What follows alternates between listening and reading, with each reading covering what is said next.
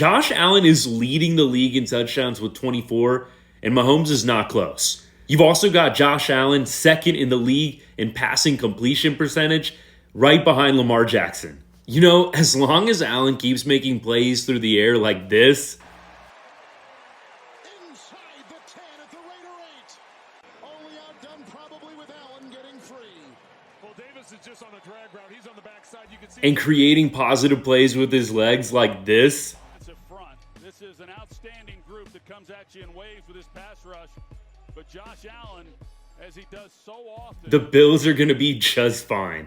Quarterbacks are always going to take the brunt of the blame, especially when a team isn't doing well, and Allen has taken his fair share of criticism this season, but he is having an outstanding individual performance as a quarterback, and I really think that if Allen had a better rushing attack behind him and a better defense on the other side of the football, the on-field results would be much different for the Bills this season.